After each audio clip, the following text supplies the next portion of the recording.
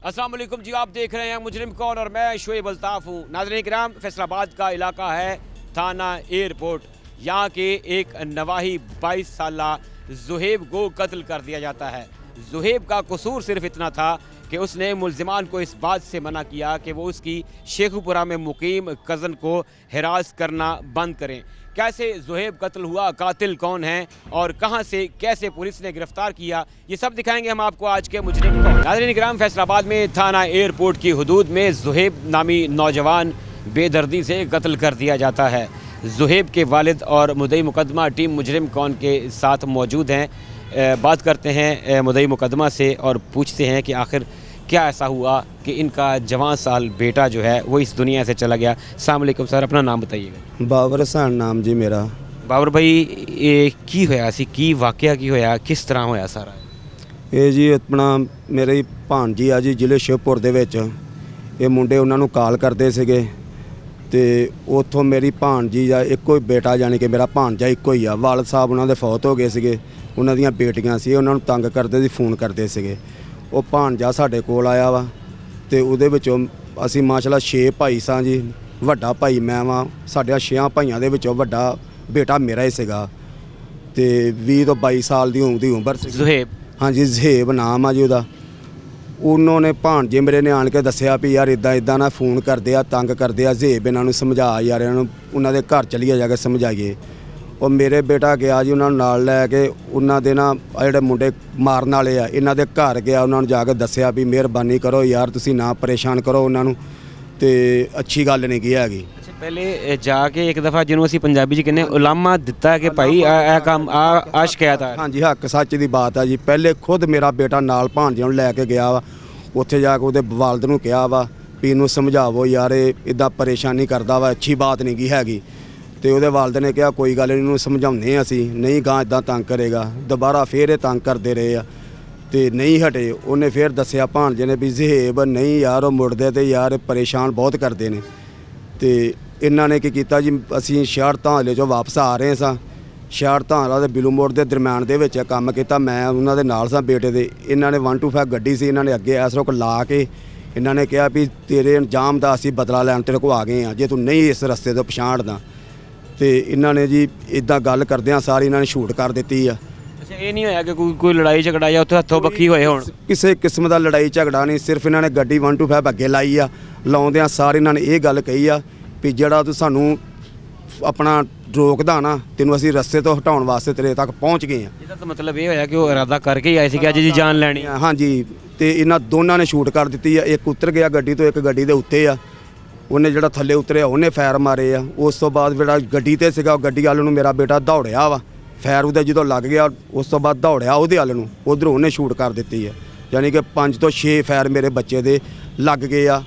ਪਿਛਲੀ ਸਾਈਡ ਤੇ ਮੇਰਾ ਭਾਈ ਆ ਰਿਹਾ ਸੀਗਾ, ਇੱਕ ਮੇਰੇ ਮਾਮੇ ਦਾ ਬੇਟਾ ਆ ਰਿਹਾ, ਉਹ ਵੀ ਕਿਤੇ ਕੋਈ ਕੰਮ ਗਏ ਸ਼ਹਿਰ ਧਾਂਲੇ, ਉਧਰੋਂ ਵਾਪਸ ਆ ਰਹੇ ਸੀਗੇ। ਉਹਨਾਂ ਜਦੋਂ ਵੇਖਿਆ ਵੀ ਇਹ ਵੱਡੇ ਭਾਈ ਆ ਤੇ ਮੈਨੂੰ ਕਹਿੰਦੇ ਕੀ ਗੱਲ ਹੋਈ ਗਈ। ਮੈਂ ਕਿਹਾ ਜ਼ੁਹੈਬ ਦੇ ਫਾਇਰ ਮਾਰ ਗਏ ਆ।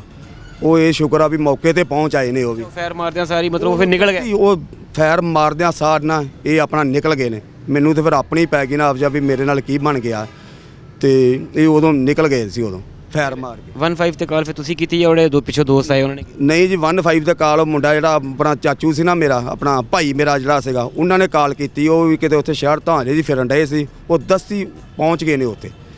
ਉਹਨਾਂ ਨੇ ਕਿਤੇ ਪਹੁੰਚ ਗਏ? ਹਾਂਜੀ, ਮੌਕੇ ਤੇ ਪਹੁੰਚ ਗਏ ਸੀਗੇ। ਤੇ ਉਹਨਾਂ ਨੇ ਬਲਕਿ ਚੁੱਕ ਕੇ ਫਿਰ ਅਸੀਂ ਸਾਡੇ ਲਾਗੇ ਸ਼ਹਿਰ ਧਾਂਲੇ 'ਚ ਹਸਪੀਟਲ ਆ, ਉੱਥੇ ਲਿਆਂਦਾ ਵਾ। ਉੱਥੋਂ ਫਿਰ ਉਹਨਾਂ ਨੇ ਡਾਕਟਰ ਨੇ ਜੋ ਵੀ ਆਪਣਾ ਕਰਨਾ ਸੀਗਾ ਰੋਕਣ, ਬਲੱਡ ਰੋਕਣ ਵਾਸਤੇ ਟੀਕੇ ਟੂਕੇ ਲਾ ਕੇ ਉਹਨੇ ਕਿਹਾ ਨਹੀਂ ਦਸਤੀ ਨੂੰ ਲਾਈਟ ਦੇ ਵਿੱਚ ਲੈ ਜਾਓ। ਅਸੀਂ ਲਾਈਟ 'ਚ ਲੈ ਆਏ ਆ। ਲਾਈਟ 'ਚ ਲਿਆਉਣ ਤੋਂ ਬਾਅਦ 24 ਘੰਟਿਆਂ ਬਾਅਦ 36 ਬਾਅਦ ਨਾ, ਯਾਨੀ ਕਿ ਅਗਲੇ ਦਿਨ ਰਾਤ 11 ਵਜੇ ਉਹਨੇ ਦਮ ਦੇ ਦਿੱਤੇ। ਆਖਰੀ ਗੱਲ ਕੀ ਹੋਈ ਹੈ ਜ਼ੁਹੈਬ ਦੇ ਨਾਲ ਤੁਹਾਡੀ? ਆਖਰੀ ਗੱਲ ਮੇਰੀ ਉਹਦੇ ਨਾਲ ਕੋਈ ਨਹੀਂ ਹੋਈ। ਮੈਨੂੰ ਜਦੋਂ ਮੈਂ ਪੈਸੋਂ ਡਿੱਗ ਗਿਆ ਨਾ ਤੇ ਮੈਂ ਉਹਦੇ ਉੱਤੇ ਜਾ ਕੇ ਪਿਆ ਵਾਂ, ਉਹ ਆਖਰੀ ਗੱਲ ਉਹਨੇ ਇਹ ਕੀਤੀ ਵੀ ਪਾਪਾ ਖਿਆਲ ਕਰੀ ਆਪਣਾ। ਵੱਡਾ ਬੇਟਾ ਸੀ ਤੁਹਾਡਾ? ਆਉਣ ਦੇ ਬਾਅਦ ਵੀ ਮੇਰੇ ਪੁੱਤ ਨੇ ਮੈਨੂੰ ਕਿਹਾ ਪਾਪਾ ਆਪਣਾ ਖਿਆਲ ਕਰੀ। ਵੱਡਾ ਬੇਟਾ ਸੀ? ਵੱਡਾ ਬੇਟਾ ਸੀ ਜੀ ਮੇਰਾ। ਕਿੰਨੇ ਬੱਚੇ ਤੁਹਾਡੇ? ਮੇਰੇ 4 ਬੇਟੇ ਆ ਜੀ। ਬਾਕੀ ਛੋਟੇ ਨੇ? ਹਾਂਜੀ, ਬਕਾਇਆ ਛੋਟੇ ਆ ਜੀ। ਜ਼ੁਹੈਬ ਕੀ ਕੰਮ ਕੀ ਕਰਦਾ ਸੀ, ਪੜ੍ਹਦਾ ਸੀ? ਜ਼ੁਹੈਬ ਲੂਮ ਪਾਵਰ ਦਾ ਕੰਮ ਕਰਦਾ ਸੀ ਜੀ। ਬਾਕੀ ਜਿਹੜੇ ਛੋਟੇ ਬੇਟੇ ਨੇ ਉਹਨਾਂ 'ਚੋਂ ਵੀ ਕੋਈ ਕੰਮ ਕਰਦਾ ਜਾਂ ਪੜ੍ਹਦੇ? ਇੱਕ ਬੇਟਾ ਕੰਮ ਕਰਦਾ, ਛੋਟਾ ਜਿਹੜਾ ਸਿਲਾਈ ਦਾ ਕੰਮ ਕਰਦਾ ਵਾ ਤੇ ਦੂਸਰਾ ਜਿਹੜਾ ਵਾ ਨਾ ਤੀਸਰੇ ਨੰਬਰ ਵਾਲਾ ਉਹਨੇ ਉਹ ਆਪਣਾ ਹੁਣ ਜ਼ਹੇਬ ਨੂੰ ਨਾਲ ਲੈ ਕੇ ਗਿਆ ਜੀ। 10 ਤੋਂ 15 ਦਿਨ ਹੋਏ ਸੀ, ਕਹਿੰਦਾ ਪਾਪਾ ਇਹਨੂੰ ਮੈਂ ਆਪਣੇ ਨਾਲ ਹੱਥ ਸਿੱਧੇ ਕਰਵਾਉਂਦਾ ਵਾਂ।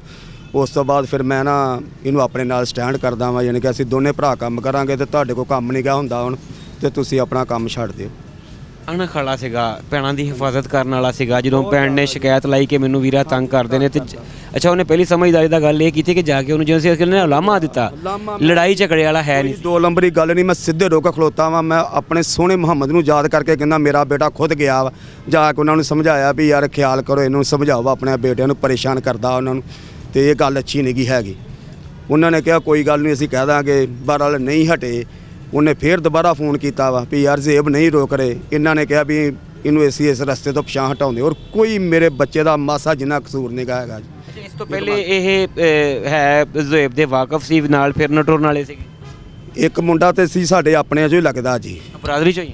ਹਾਂਜੀ ਆਪਣਿਆਂ ਚੋਂ ਹੀ ਆ ਸਾਡਾ ਇੱਕ ਮੁੰਡਾ, ਦੂਸਰਾ ਗੁੱਜਰ ਬਰਾਦਰੀ ਦਾ ਜੀ।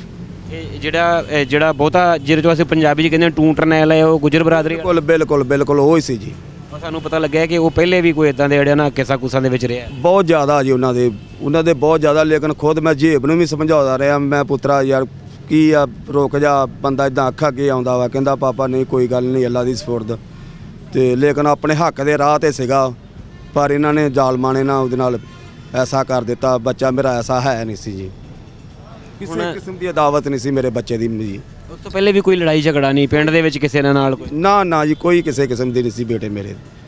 ਇਹਦੀ ਜ਼ਹੇਬ ਦੀ ਵਾਲਦਾ ਹੈ ਨੇ, ਜ਼ਿੰਦਾ ਨੇ? ਹਾਂਜੀ ਵਾਲਦਾ ਹੈ ਜੀ।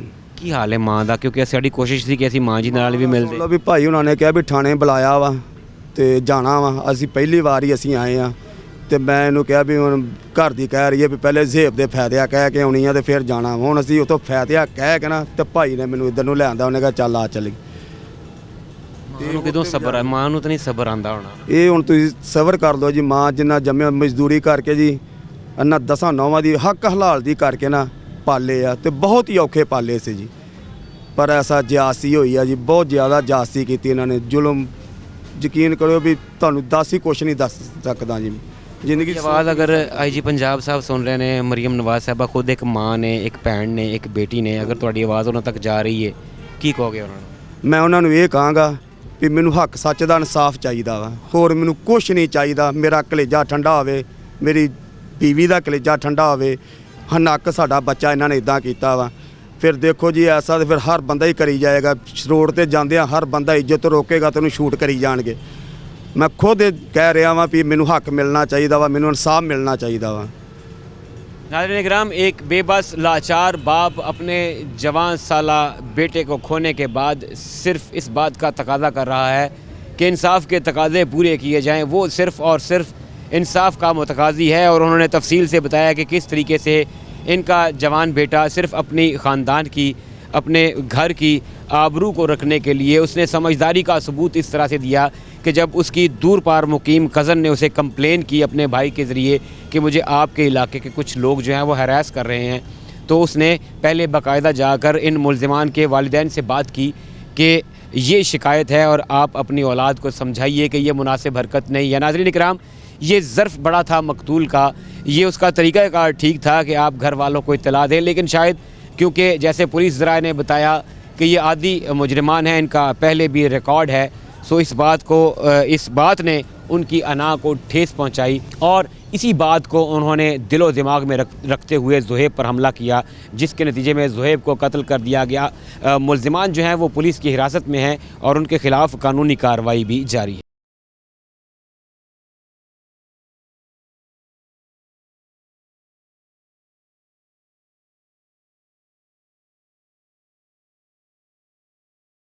नाज़रीन इकराम, बात हो रही है फैसलाबाद में थाना एयरपोर्ट की हदूद में जवान साला ज़ुहैब के कत्ल की, जिसे सिर्फ इस बात पर कत्ल कर दिया गया कि उसने अपने दोस्तों को मना किया था कि उसकी कज़न को हैरेस करना बंद करें, उसे कांटेक्ट करना बंद करें। मेरे साथ उसके ख़ानदान के कुछ और लोग मौजूद हैं, चचा मौजूद हैं, उनसे बात करते हैं कि आखिर ऐसी क्या वजह थी, ऐसी क्या अना को ठेस पहुंची कि एक नौजवान अपनी जान से गया। अस्सलाम वालेकुम भाई, अपना नाम बताइए। जी वालेकुम सलाम सर, मेरा नाम है आमिर हुसैन।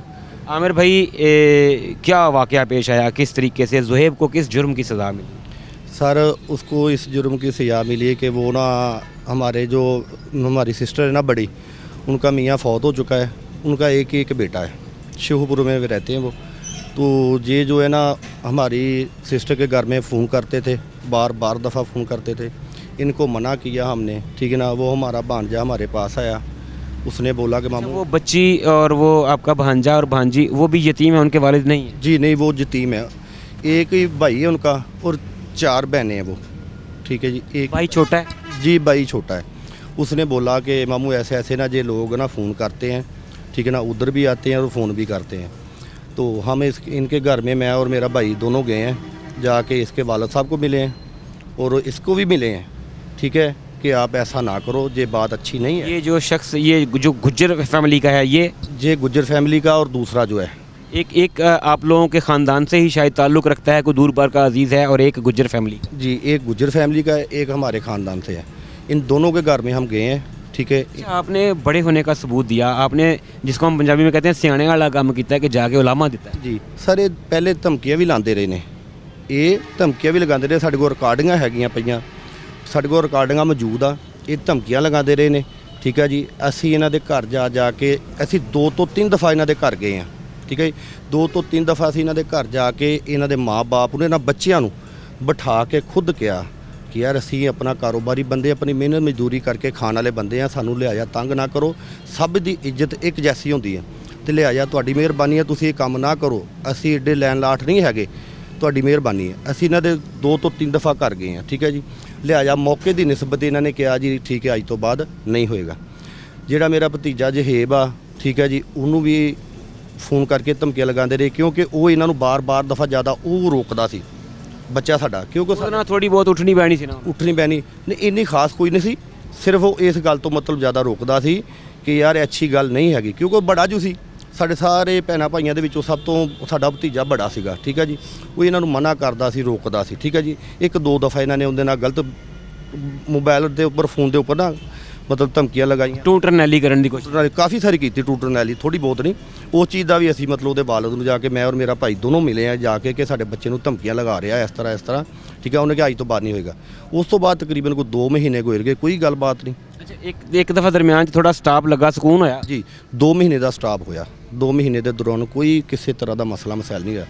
ਜਿਸ ਦਿਨ ਦਾ ਇਹ ਵਾਕਿਆ ਸਰ, ਉਸ ਦਿਨ ਇਹ ਜਿੱਥੇ ਸਾਡਾ ਬੱਚਾ ਕੰਮ ਕਰਦਾ ਰਿਹਾ, ਉਹ ਫੈਕਟਰੀ ਦੇ ਵਿੱਚੋਂ ਪਤਾ ਕਰਦੇ ਰਹੇ ਆ, ਠੀਕ ਹੈ ਜੀ। 1 to 5 ਦੇ ਉੱਪਰ ਦੋਨੋਂ ਹੀ ਇਹਨਾਂ ਦੀ ਉਹ CCTV ਫੋਟੋਸ ਵੀ ਹੈ, ਜਿੱਥੇ ਜਿਹੜੇ ਮਤਲਬ ਫੈਕਟਰੀ ਦੇ ਵਿੱਚ ਜਾ ਕੇ ਇਹਨਾਂ ਨੇ ਪਤਾ ਕੀਤਾ ਵਾ, ਠੀਕ ਹੈ ਜੀ।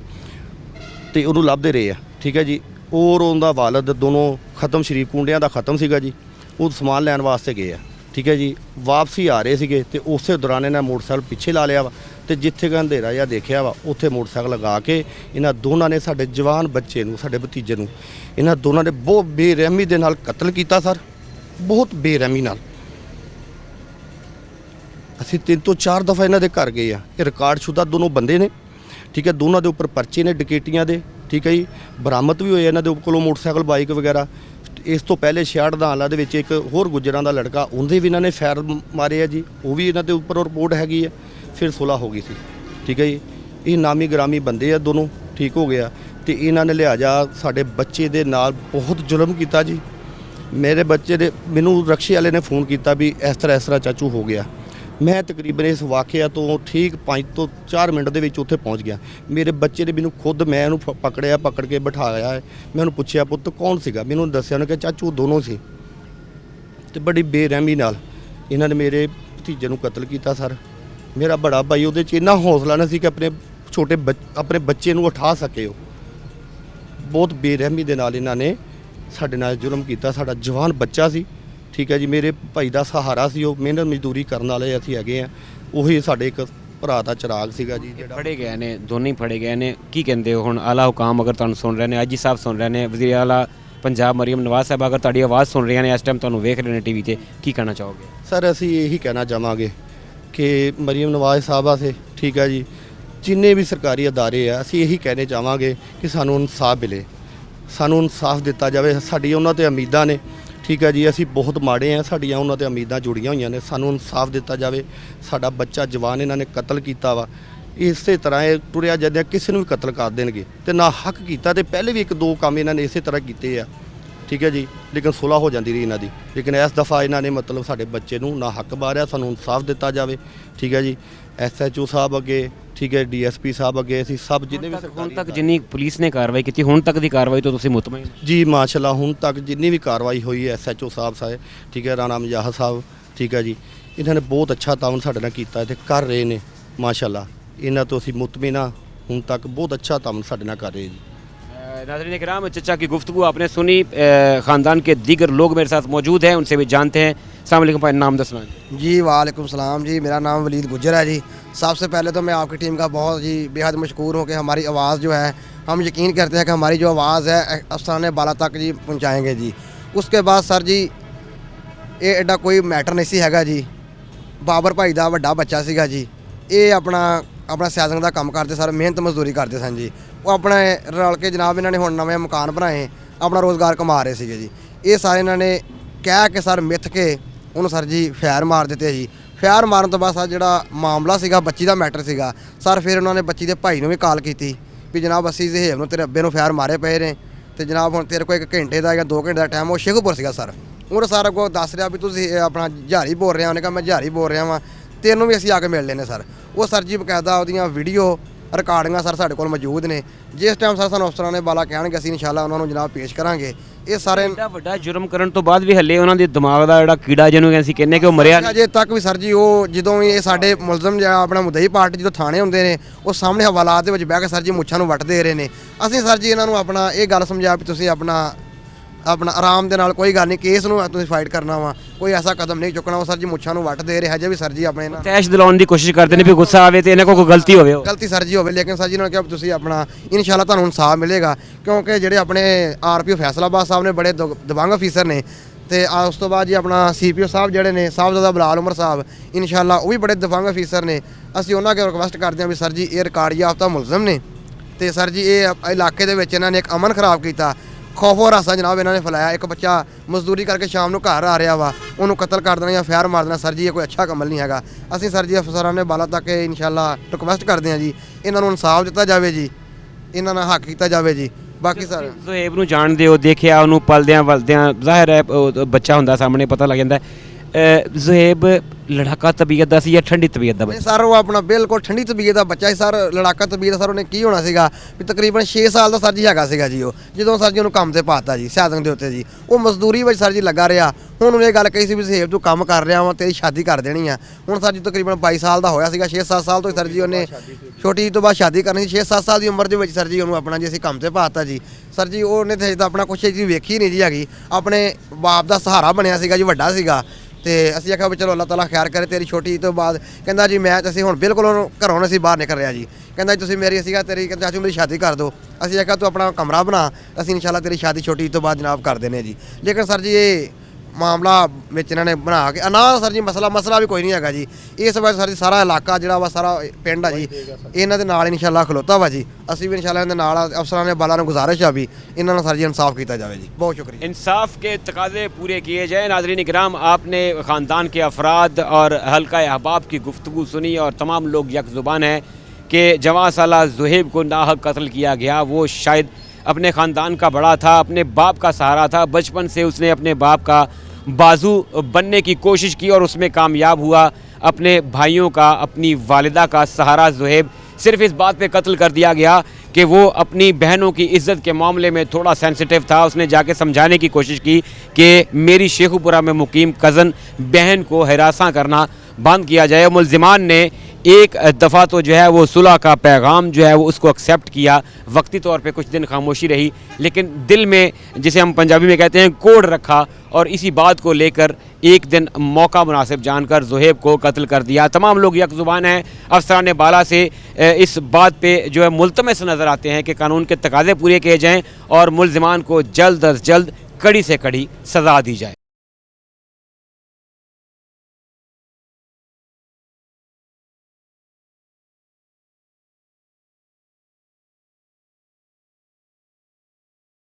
नाज़रीन इकराम, सब इंस्पेक्टर मुजाहिद हुसैन इंचार्ज इन्वेस्टिगेशन थाना एयरपोर्ट फैसलाबाद टीम मुजरिम कौन के साथ मौजूद हैं और वसी तजर्बा रखते हैं इन्वेस्टिगेशन का। ये उस टीम का हिस्सा भी रहे जिन्होंने कातिल को गिरफ्तार किया। तफसीलात मुजाहिद भाई से पूछते हैं। मुजाहिद भाई दसना तुसी किद्दां इतला किद्दां मिली सानू इस कतल दी और इब्तदाई तौर ते तुहाडी ज़ेरे निगरानी ही मेरा ख्याल ਉਹਨੂੰ ਜਿਹੜਾ ਜ਼ਖਮੀ ਉਹਨੂੰ ਸ਼ਿਫਟ ਕੀਤਾ ਗਿਆ। ਇਹ ਕੀ ਵਾਕਿਆ ਕਿਦਾਂ ਪੇਸ਼ ਆਇਆ? 15 ਦੇ ਉੱਤੇ ਕਾਲ ਹੋਈ ਸੀ ਤਕਰੀਬਨ 10:30 ਵਜੇ। 12:01 ਦਾ ਵਕੂਆ ਰਾਤ 10:30 ਵਜੇ ਦਾ ਕਾਲ हुई। काल वसूल होने तो बाद SHO हमारा टीम में और हमारी टीम गई है उधर। जाकर उधर देखा वकूआ देखा और उसको ज़ख्मी को हॉस्पिटल उधर एडमिट कराया। उसके बाद वो तकरीबन 24 घंटे ज़िंदा रहा। उसके बाद उसकी डेथ हो गई। जिस वक्त कोई ये बुलेट इंजरी से मुजाहिद भाई ज़ख्मी होता है तो क्या सारी चीज़ें छोड़कर उनको एक साइड पे रखकर सबसे पहली प्रायोरिटी यही होती है कि एक इंसानी जान है, किसी भी तरीके से कुछ भी करके इसको बचा लिया जाए, सेव कर लिया जाए? सबसे पहले इसको ये फ़र्स्ट एड की ज़रूरत होती है, वो हम पूरी कोशिश करते हैं। इसको हॉस्पिटल जाकर उधर इलाज मुआवजा के लिए सब इकदाम करते हैं। क्योंकि हमने अक्सर केसेस में ऐसा देखा कि पुलिस ऑफिसर्स जो किसी ज़ख्मी को शिफ्ट करते हैं और वो उस वक्त तक उसके साथ रहते हैं जब तक डॉक्टर्स कुछ डिक्लेयर नहीं कर देते। इवन हमने बहुत सारे पुलिस ऑफिसर्स ऐसे देखे जिन्हें उसी वक्त जिन्होंने खून का भी अतिया दिया कि अगर खून चाहिए भाई साडा ले लो, बंदा बचा लो। ऐसे ही है जी। अगर उनके लाहिकीन नहीं पहुंचते जल्दी, वो हमारे जवान हैं उनको कहते हैं भाई खून का अतिया दें, वो देते हैं उस वक्त। और ये इंसानियत की सबसे बड़ी मिसाल है। जी इंसानियत के लिए बहुत बड़ी मिसाल है ये तकरीबन 24 घंटे रहा और उसके बाद ये ज़ख्मों की ताब ना लाते हुए ये दारे फ़ानी से कूच कर गया, फौत हो गया। क्या इसके लवाहिकीन ने जब दरख्वास्त दी तो फिर कहाँ से इसको तफ्तीश का आगाज़ कहाँ से किया गया? तफ्तीश का आगाज़ तो पहले 324 में इसका पर्चा दर्ज हुआ था इधर हमारे थाने में। उसके बाद जब जो उसकी डेथ होगी तो उसको 302 में कन्वर्ट कर दिया। यही बात। 302 और 324 जो PPC है पाकिस्तान पीनल कोड की शिक है, ये हमारे नाज़रीन के लिए बता दीजिएगा कि क्या ये इसे हम सादा ज़ुबान में कह सकते हैं कि ये इक़दाम कत्ल की दफ़ा कत्ल की होती है ये। और 302 जब कोई मर्डर हो जाता है तो ये कत्ल की है। जब कोई मर्डर हो जाए जो 302 की होती है। क्या कातिल और इसके साथियों ने जो है वो फिर वहाँ से राह फरार इख्तियार की, कहाँ से फिर इन्हें अरेस्ट किया? इनके ऊपर हमारी टीम ने रेड किया इनके दूसरे गाँव में, उधर से हमने अरेस्ट कर लिया था इनको। अच्छा मुजाहिद भाई, हमने देखा है जैसे हमारी SHO साहब से बात हुई, उन्होंने कहा कि ये पहले भी किसी क्रिमिनल एक्टिविटी में रहा है। हम जब इस तरह के क्रिमिनल्स का रिकॉर्ड उठा के देखते हैं तो वो सम टाइम ऐसा होता है कि वो 2, 4, 5 कुछ तो दर्जनों मुकदमात में जो है वो मुलव्वस रहे होते हैं। क्या ऐसा होता है कि ऐसे क्रिमिनल्स जिन्होंने इंसानी जान ले ली, किसी की जान लेने की कोशिश भी की, वो फिर इन्हीं गलियों बाज़ारों में घूमते हुए नज़र आते हैं? क्या कहीं पे केस कमज़ोर हो जाता है? क्या कहीं पे मुद्दई बैठ जाते हैं? फॉलो अप सही नहीं लिया था? क्या ऐसा होता है कि ये लोग दोबारा जल्दी बाहर वापस आ जाते हैं? असल मुकदमा की पैरवी नहीं लोग करते अच्छे तरीके से, इस वजह से उनको सज़ा नहीं मिलती। अगर अच्छे तरीके से उनकी पैरवी करें, गवाहान के बयान अच्छे तरीके से हों, इंशाल्लाह ताला वो खड़े किरदार तक पहुंच जाता है। क्या ये जो नौजवान जो कत्ल हुआ, ये आपने ज़ाहिर है इसको बाद में सारे केस की अच्छे तरीके से जो है छानबीन की होगी, क्या वाकई में इसमें वही था कि ये अपनी कज़न को छेड़ने से, हरास करने से मना करता था? क्या यही था या इसके पीछे कोई और मोटिव भी था? नहीं, यही था। इसकी कज़न को वो शेखुपुरा में रहती थी, 3-4 माह से यही सिलसिला चल रहा था। एक इनके दरमियान सुलह भी होगी, उसके सुलह के बावजूद इन्होंने ना रात तकरीबन 10:30 बजे इसके वालद के साथ ही जा रहे थे दोनों, उधर ही इनको रोक कर उन्होंने फायर कर दी। अच्छा, आप ज़ाहिर है एक जो काबिल पुलिस ऑफिसर है वो वाक़या को देख के, क्राइम सीन को देख के वो जज कर लेता है कि क्या इंटेंशंस क्या थी, क्या ये उसे कत्ल ही करने आए थे या फिर एक हम पंजाबी में कहते हैं रंगबाजी करना, ऐसी कोई डरा डरू दे आवांगे, गिट्टे गुट्टे च फायर मार देंगे। लगता है आपको ऐसा ही है कि इन्होंने अटैक जो है उसको डराने के लिए, धमकाने के लिए किया होगा, लेकिन शायद वो बैक फायर कर गया, शायद उनसे जो है वो मिस हैंडल हुआ और बंदा जान से ही चला गया? असल उनका इरादा ही पहले से ही इरादा था इसको कत्ल करने का। फायर भी उन्होंने इसलिए मुसाने के ऊपर जो लगे ना फायर, उनकी वजह से ना सीधा फायर मारना कह सकते हैं। हाँ जी, सीधा फायर गया। अब क्या हम इसे इतना मजबूत केस करके इतनी सज़ा दिलवा पाएंगे कि कानून के तमाम तकाज़े पूरे हों, दूसरे लोगों को इबरत हासिल हो कि इंसानी जान लेना इतना आसान काम नहीं? इंशाल्लाह जी तफ्तीश में ना जी इंशाल्लाह ताला पूरे कानूनी तरीके के मुताबिक शवाहद इकट्ठे किए भी हैं हमने और करेंगे भी। उसके बावजूद इंशाल्लाह ताला इनको सजा ज़रूर दवाएंगे। मुजाहिद भाई आपका शुक्रिया। नाज़रीन इकराम, सब इंस्पेक्टर मुजाहिद हुसैन इंचार्ज इन्वेस्टिगेशन थाना एयरपोर्ट फैसलाबाद हमारे साथ मौजूद थे और बता रहे थे कि कैसे एक वारदात इस तरह से रिपोर्ट होती है कि फ़लाँ जगह पे एक शख्स को बजरिया फायर ज़ख्मी कर दिया गया है। पुलिस फौरी तौर पे रिस्पॉन्ड करती है, पुलिस पार्टीज़ पहुंचती हैं और ज़ख्मी को अस्पताल शिफ्ट किया जाता है, जहां वो तकरीबन 24 से 28 घंटे के बाद ज़ख्मों की ताब ना लाते हुए दम तोड़ देता है। पुलिस तमाम शवाहिद को इकट्ठा करती है, अच्छे तरीके से इसकी छानबीन की जाती है और मुद्दईयान को बुलवा कर एप्लीकेशन जो है उसको लॉन्च किया जाता है, FIR दी जाती है और उसके बाद कातिलों की गिरफ्तारी के लिए टीम्स तश्कील दी जाती हैं और कातिल 24 घंटे के अंदर अंदर पुलिस उन सफ़ाक लोगों को न सिर्फ ट्रेस करती है बल्कि उन्हें गिरफ़्तार करके कानून के कटहरे में भी खड़ा कर देती है, जिनकी वजह से एक नौजवान की जान गई। कातिल पुलिस की हिरासत में है और मज़ीद जो है इस केस के शवाहिद हैं उनको इकट्ठा किया जा रहा है ताकि एक मजबूत केस बन सके और इन्हें करार वाकई सज़ा दिलवाई जा सके।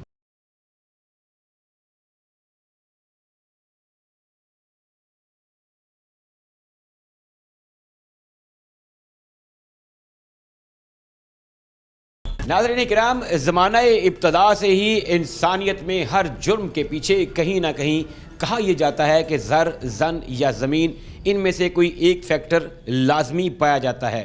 फैसलाबाद में थाना एयरपोर्ट की हदूद में एक नौजवान कत्ल होता है। पुलिस को इत्तला मिलती है और जब इस कत्ल की तफ्तीश की जाती है, शवाहिद इकट्ठे किए जाते हैं, तो पता ये चलता है कि इस केस में भी कहीं ना कहीं कोई खातून, कोई लड़की इन्वॉल्व थी। क्या हुआ, कत्ल होने वाला कौन था, किस बात पे कत्ल हुआ और मुल्जिमान कहां से कैसे अरेस्ट किए गए, टीम मुजरिम कौन मौजूद है फैसलाबाद में थाना एयरपोर्ट के अंदर और सब इंस्पेक्टर साकिब रियाज महेश हमारे साथ मौजूद हैं, SHO हैं थाना एयरपोर्ट के। साकिब भाई से जानते हैं कि आखिर हुआ क्या था। अस्सलाम वालेकुम साकिब भाई, क्या केस है ये, किस तरह से ये कत्ल हुआ, इब्तदाई तौर पर ये ज़ख्मी रहा, फिर ज़ख्मों की ताब ना लाते हुए इसने जान दे दी, ये क्या वाक़या था? जी वालेकुम सलाम। 12 जनवरी को हमें कॉल मसूल होती है कि एक नौजवान को इधर बिल्लू मोड़ छाट जिम्बे उधर किसी ने फायरिंग करके मजरूब किया है। हम कॉल मसूल होने पर मौका पे जाते हैं, ज़ख्मी को फौरी तौर पर अलाइड हॉस्पिटल शिफ्ट किया जाता है, जहां डॉक्टर जो है उसकी हालत ख़तरे में बताते हैं। उसके लिए इलाज मालजा उसका स्टार्ट होता है, मुद्दई से एप्लीकेशन लेते हैं। वहाँ जाकर हमें पता चलता है कि ये जो मजरूब है इसकी कज़न को इल्ज़ाम लहान फ़ोन पे तंग करते थे, जिसका इसने मना किया था, तो इस बात का उनको रंज था, जिस वजह से उन्होंने बाहम सलाह मशवरा होकर बाकायदा प्लानिंग के साथ, उनको पता था कि ये इस टाइम इधर से गुजरेगा, उसके के साथ ये वाक़या किया है। भाई ये जो कातिल और मकतूल हैं ये एक दूसरे को जानते थे, एक ही एरिया के थे, आपस में यार दोस्त थे, क्या पहले से इनकी जो है वो शनासाई थी? जी, ये कातिल और मकतूल करीबी दोस्त थे। इनमें से जो एक कातिल है वो मकतूल का अजीज़ भी था और जो दूसरा है वो इनका दोस्त था, तीनों दोस्त थे। जो मकतूल है इसकी कज़न को ये फ़ोन पे तंग करते थे, जिसका उसने मना किया। 3-4 मंथ से इनकी जो थी आपस में ये चल रही थी, उस चीज़ का इनको रंज था और आज कुछ अरसा बाद इन्होंने ये सलाह मशवरा करके ये जुल्म किया। कितना अरसा जो है वो ज़िंदा रहा, कुछ दिन, कुछ घंटे या कितने दिनों के बाद जो है वो ये जो मजरूब है ये ज़ख्मों की ताब ना लाते हुए जो है ये फौत हो जाता है? जी, ये तकरीबन 24 से 26 घंटे तक ज़िंदा रहा है। जितनी देर भी रहा है ये ICU में रहा है, इसने होश बिल्कुल नहीं की। FIR के मुताबिक ये 324 के ज़ेर दफ़ा 324, इसका मतलब ये हुआ, ये इस बात का भी सबूत है कि फैसलाबाद पुलिस हमेशा इन टाइम जो है वो काम करती है, क्योंकि इसके हलाक होने से पहले, इसके मर्डर होने से पहले FIR फैसलाबाद पुलिस ने दे दी, जो कि एक पेशा महारत का, पेशा इसका मुंह बोलता सबूत है। लोग जो पब्लिक परसेप्शन है उसको ये बात काउंटर करती है कि पुलिस हीलो बहानों से काम लेती है, पुलिस डिलेइंग टैक्टिक्स यूज़ करती है। ये FIR, ये डॉक्यूमेंट इस बात का सबूत है कि पुलिस ने बर वक्त सही कार्रवाई की। मुल्ज़िम ने क्या कार्रवाई करने के बाद राह फरार इख्तियार की, उसे पकड़ने के लिए कोई तरद्दुद करना पड़ा या फिर आराम से कानून के शिकंजे में आ गया? जी, प्लीज़, जैसे ही कॉल मसूल हुई, सबसे पहला जो हमारा काम फ़र्ज़ था कि जो मजरूब है उसकी जान बचाई जाए, उसको फौरी तौर पे हॉस्पिटल शिफ्ट किया गया। उसके बाद फौरी तौर पे उनसे एप्लीकेशन लेके मुकदमे का अंदराज किया गया ताकि पुलिस की तरफ से किसी किस्म की कोई डिले या कोई लेट ना हो, जिस वजह से कल को मुलज़िम को कोई फ़ायदा मिल सके। और उसके बाद जो मुलज़मान हैं वो चूँकि पहले भी साबका रिकॉर्डेड हैं, ये लोग पहले से मतलब क्रिमिनल माइंडेड हैं, किसी क्रिमिनल एक्टिविटी में पहले भी जो है इन्वॉल्व रह चुके। जी मुल्ज़मान मुलज़मान जो हैं ये पहले से भी साबका रिकॉर्डेड है, इनको पता था ये वकूआ उन्होंने दीदा दनिस्ता जानबूझ के किया, सोच समझ के। उसके बाद ये रूपोश हो गए थे और ये इस चीज़ का इंतज़ार कर रहे थे कि पुलिस जो है वो तो हम तक नहीं पहुंच सकेगी, ये जो है बरूने ज़िला फ़रार होने की कोशिश में थे। अच्छा, ये इस मौके में थे, इस ताड़ में थे कि मामला थोड़ा सा ठंडा होता है तो हम कहीं रूपोश हो जाएंगे, कुछ साल 2 साल बाहर गुजारेंगे, एंजॉय करेंगे और फिर वापस आ जाएंगे। शायद इनको ये लगता था कि हमारा कानून, हमारे कानून नाफिज करने वाले इदारे जो हैं वो इतने कमज़ोर हैं कि वो इस केस को एक मामूली केस समझते हुए भूल जाएंगे और हम पे कोई हाथ नहीं डालेगा। लेकिन कितने अरसे के बाद, इस वारदात की कितनी देर के बाद आपने इनको काबू कर लिया? जी, इस वकूए के तकरीबन जैसे ही हमें खबर मसूल हुई 24 घंटे के अंदर अंदर जो है हमने इनकी रैकी की पूरी। उस दौरान हमें पता चला कि जो मजरूब है वो दौरान इलाज मालजा उसका इंतकाल हो गया है। ठीक है, तो हमने तकरीबन 5-6 घंटे के अंदर अंदर जो है ना इनको काबू कर लिया। इंसानी जान लेने के बाद, सबसे बड़ा जुर्म करने के बाद साकिब भाई, जो लोग राह फ़रार इख्तियार करते हैं, कितना मुश्किल होता है उन लोगों को उनको पकड़ना, क्योंकि एक पब्लिक में एक पैनिक पाया जाता है कि जब कोई मुजरिम होता है और वो राह फ़रार इख्तियार करता है तो पुलिस जो है वो उसके घर वालों को उठाकर तंग करती है। लेकिन इस केस में तो हमने देखा कि आपने महज चंद घंटे गुजारे और चंद घंटे के अंदर आपने ना सिर्फ उसको ट्रेस आउट किया कि कहाँ गया, बल्कि आपने अरेस्ट भी कर लिया। तो क्या जो नेगेटिव पब्लिक परसेप्शन है ये सारे का सारा केस उसको डिनाई नहीं करता, ये नहीं बताता कि पुलिस जो है हमारी वो इन टाइम काम करती है, टू द पॉइंट काम करती है और इसमें किसी तरीके का भी कोई नेगेटिव पहलू नहीं होता? जी बिल्कुल। इसमें जो जुर्म करता है, जो शख्स जुर्म करता है उसके जो घर वाले हैं, उनकी औरतें होती हैं, उनको तो इस चीज़ का इल्म नहीं होता, वो इसमें इन्वॉल्व नहीं होती। इस केस में भी हमने उनकी किसी औरत को, किसी गैर मुतल्लका बंदे को बिल्कुल भी ना तो हरासा किया है ना तंग किया है। इसमें हमने जो मुलज़मान थे जिन्होंने ये वकूआ किया है उनको हमने पकड़ा है और किसी बंदे को बिला वजह हमने ना तो तंग किया और ना ही उस पर रेड किया। इनको दोनों जो हैं मेन अक्यूज़ड हैं उनको आपने अरेस्ट कर लिया। मर्डर वेपन्स जो हैं वो रिकवर कर लिए गए हैं या अभी बाकी हैं? जी वो मुलज़मान रिमांड पे हैं, वो इंशाल्लाह जो वेपन है वो रिकवर करके इनको हम जो है ना चलान करेंगे। साकिब भाई, जब एक कत्ल में कोई आला या वेपन यूज़ होता है, अब उसके बाद क्या उसकी ये भी तहकीक की जाती है कि ये क्या इल्लीगल था या लीगल था? अगर लीगल था तो किसके नाम पे था? अगर एक मर्डरर है वो अपने किसी भाई का, वालिद का लाइसेंस याफ्ता पिस्टल इस्तेमाल करता है, क्या वो भी तो इल्लीगल ही होगा? और अगर ये इल्लीगल है तो क्या इनको सज़ा दिलवाने के साथ साथ जो इनके सोर्सेज होते हैं जहाँ से ये लेते हैं वेपन्स, क्या उनको भी फिर बैक ट्रैक किया जाता है कि ये नाजायज़ असलहा आया कहाँ से ख़रीदा गया? कौन लोग हैं जो हमारे मुआशरे में इस तरह नाजायज़ असले को फ़रोग़ दे रहे हैं? जी, ये तो उन्होंने एक संगीन जुर्म का इर्तिकाब किया है। इसके अलावा भी अगर सिंपल कोई किसी बंदे से वेपन रिकवर होता है तो पुलिस उसका बैक ट्रैक करती है। उसके अलावा आपको पता होगा मनशियात के हवाले से भी हमारे अफसरान की जो पुलिसी है उसको हम बैक ट्रैक करते हैं और अल्हम्दुलिल्लाह बैक ट्रैक करके बड़े बड़े मनशियात फरोश जो है उनको गिरफ्तार भी किया है। मनशियात के हवाले से साकिब भाई, फैसलाबाद पुलिस ने एक लाउड एंड क्लियर, पूरे पंजाब में सबसे ज़्यादा फोकस फैसलाबाद पुलिस का है। RPO फैसलाबाद ने क्लियरली कहा कि ये IG साहब की और मेरी रेड लाइन है मनशियात, और उन्होंने इस अज़म का, बल्कि उन्होंने एक डेट दी गुज़श्ता दिनों कि ये 10 से 15 दिन हैं, 15 दिन के बाद मुझे कोई ख़रीद कर दिखाए। ये इतना बड़ा चैलेंज होता है किसी ऑफिसर के लिए कि उसके लिए बड़ा जिगरा चाहिए होता है, बहुत बड़ा कॉन्फिडेंस चाहिए होता है एक ऑफिसर को ये दावा करते हुए कि मैं इसको मुका दूंगा, मैं ख़त्म कर दूंगा, मैं जड़ से उखाड़ दूंगा। आप समझते हैं कि फैसलाबाद पुलिस जिस तरह लगी हुई है मनशियात फ़रोशों के पीछे, मनशियात के ख़ात्मे के लिए, क्या वाकई में हम कुछ दिनों के अंदर इंशाल्लाह कामयाब हो जाएंगे? जी अल्हम्दुलिल्लाह जी।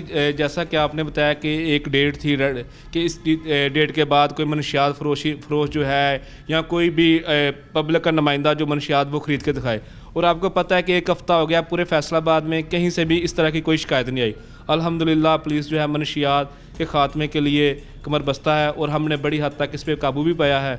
और इंशाल्लाह हम इसको जो है ना वो इस ऐसे ही इसको ख़ात्मा करके जो है वो ख़ात्मा करेंगे। साकिब भाई, on a very lighter note, हमारे कुछ जर्नलिस्ट दोस्तों ने मेरे समेत हमने प्लान ये किया था कि जब डेट गुजर जाएगी हम आरपीओ साहब को सरप्राइज़ देंगे। हमने कोशिश की अपने ज़राए से कि किसी तरीके से किसी मनशियात फ़रोश से हमारा रब्ता हो जाए। या तो ज़्यादातर लोग अंडरग्राउंड हो गए हैं या उन्होंने एरियाज़ चेंज कर लिए हैं। अब उन्होंने पैटर्न इस तरह से चेंज किया है कि मनशियात फ़रोश भी ऑनलाइन शिफ्ट हो गए हैं। आपका उनसे रब्ता होता है, वो आपको कहते हैं जी पेमेंट फ़लाने अकाउंट से लगा दो तो अनु फलानी जगह तो मनशियात लभ जाएगी। मतलब ये वेरी ऑनेस्ट ओपिनियन है कि अब अगर कोई इक्का दुक्का मिलते हैं तो वो ऑनलाइन शिफ्ट हो चुके हैं। क्या जो हमारी पुलिस है इस चीज़ को भी काउंटर करने की कोशिश करेगी? क्या कोई ऐसी स्ट्रेटजी, कोई ऐसी हिकमत अमली हमने बनाई है कि इस तरीके से भी ऑनलाइन भी अगर इनको काउंटर करना पड़े तो हम कैसे करेंगे? जी जी बिल्कुल, ये जो आपने बात की है बिल्कुल ये बात हमारे इल्म में है। और इसमें अक्सर जो है ना अक्सर जो है इसमें होता ये है कि वो कहते हैं कि आप फ़लाँ जगह पे चले जाएं। फेक कॉल्स भी होती हैं, वो सिर्फ पैसे लेते हैं और उनका मनशियात फरोशी से किसके साथ तल्लक नहीं होता, सिर्फ वो पैसे मंगवाते हैं। आपको पता है कि जिस तरह कोई एफआईआर होती है तो नौसरबाज जो है वो मुद्दई के साथ रब्ता करते हैं कि आपकी बाइक जो है वो हमारे पास है या हमें पता है। ठीक है, इस तरह वाहिद केस होगा जिसमें अगर किसी के साथ फ्रॉड भी हो जाए तो वो बेचारा एफआईआर करवाने भी नहीं आ सकता कि जी मैंने तो मनशियात खरीदने के लिए पैसे दिए थे।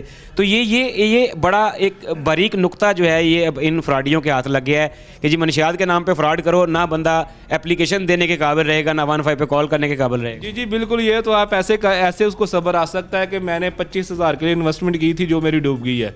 ठीक है ना, ये तो उसका एक बिज़नेस था कि अगर आ जाती है तो उसको पैसे मिल जाएंगे और अगर वो नहीं आई तो पैसे उसके डूब गए 25,000 रुपया जो जिसके लिए उसने इन्वेस्टमेंट की है। साकिब भाई, आपकी तैनाती को तकरीबन 4 माह होने वाले हैं थाना एयरपोर्ट में। गुज़श्ता अगर हम 30 दिन की बात करें, 3 माह की, कौन से ऐसे बड़े मनशियात फ़रोश थे जिन्होंने जिसको कहते हैं पुलिस की नाक में दम करने की कोशिश की और आपने उनको काउंटर किया? हमारे ज़रा ये कहते हैं कि पुलिस के कुछ लाइव इनकाउंटर्स भी हुए मनशियात फ़रोशों के ख़िलाफ़, कुछ मनशियात फ़रोश अपने ठिकाने छोड़ के भी भागे, ये क्या माजरा? जी जी बिल्कुल ऐसे ही है। मनशियात फ़रोश और डाकुओं के साथ पिछले दिनों हमारे काफ़ी लाइव इनकाउंटर हुए हैं। उसमें रिसेंटली हमारा एक इनकाउंटर हुआ है जिसमें एक जो डाकू है वो हलाक हो गया और एक ज़ख्मी हो गया, बाकी 2 साथी उसके फ़रार हो गए जिनकी हम तलाश कर रहे हैं। उसमें जो उन्होंने उस दिन वारदातें की थी वो मोबाइल, मोटरसाइकिल वगैरह हर चीज़ रिकवर हुई है। इससे पहले जो है एक हाजी रसलान था, उस पर 26 मुकदमात थे मनशियात के, जिसको पुलिस ने गिरफ़्तार किया तो उसके साथियों ने जो है ना वो पुलिस पे फायरिंग की, उसका भी इनकाउंटर हुआ है। इसके अलावा एक उस्मान कौडू है, उसका पुलिस के साथ मुकाबला हुआ है। पुलिस के जो है पिछले दिनों जो है काफ़ी जो है इस हवाले के साथ जो है ना वो कार्रवाई हुई है। इस चीज़ का सबूत है कि हमारी पुलिस एक्टिव है, हमारी पुलिस जाग रही है, हमारी पुलिस आवाम को फैसिलिटेट करने के लिए, आवाम की हिफाजत के लिए हर वक्त तैयार है। मनशियात की अगर क्वांटिटी की बात करें तो कुछ रफ़ फिगर्स ऐसी, क्योंकि मैंने आपको तैयारी का मौका नहीं दिया, कोई रफ़ फिगर्स ऐसी हैं जो हमारे नाज़रीन को पता चले कि वाकई में फैसलाबाद पुलिस मनशियात फ़रोशों को गर्दन से दबोचने के लिए तैयार बैठी हुई है। जी जी पिछले दिनों बिल्कुल हमने जो है ना बैक ट्रैकिंग, जिस तरह पहले आपने सवाल किया था, बैक ट्रैक करके 22 किलो चर्स बरामद की थी। उसके अलावा पिछले तकरीबन ये थाने को बने हुए 6 माह हुए हैं। 6 माह के दौरान हमने तकरीबन 1.5 मन से ऊपर चर्स बरामद की है और उसके अलावा 15 किलो के करीब हीरोइन बरामद की है। शराब और दूसरा जो है फीम वगैरह वो इसके अलावा है। क्या नेचर ऑफ क्राइम क्या है थाना एयरपोर्ट? क्योंकि इसमें कुछ सेंसिटिव एरियाज़ भी आते हैं, कुछ रूरल एरियाज़ भी हैं, कुछ रोड्स आपके ऐसे हैं जो बहुत लेंथी हैं और बड़े वीरान बेआबाद हैं। नेचर ऑफ क्राइम क्या है और फिर स्ट्रेटजी क्या है? क्योंकि सर्दियां हैं, सर्दियों में क्राइम की नेचर भी अजीब व गरीब हो जाती है कि सम टाइम धुंध है, नहीं पता चलता है, एक्सीडेंट्स हैं, मेन रोड के ऊपर भी हैं। आप क्या है नेचर ऑफ क्राइम ज़्यादा है क्या? जी इसमें जो मेन एरिया है इसमें फैसलाबाद की सब्ज़ी मंडी आती है जिसमें लेन देन के मामलात होते हैं, चेक डिसानर और दूसरे लेन देन के मामलात होते हैं। उसके अलावा ये मेन रोड है, ये सारा कमर्शियल एरिया है, जंग रोड, वो भी इसमें आता है। इसके अलावा जो है लेन देन के मामलात हैं, स्ट्रीट क्राइम भी हो जाता है क्योंकि रोड काफ़ी लेंथी हैं, लेकिन हम अपने तौर पे पूरी कोशिश कर रहे हैं।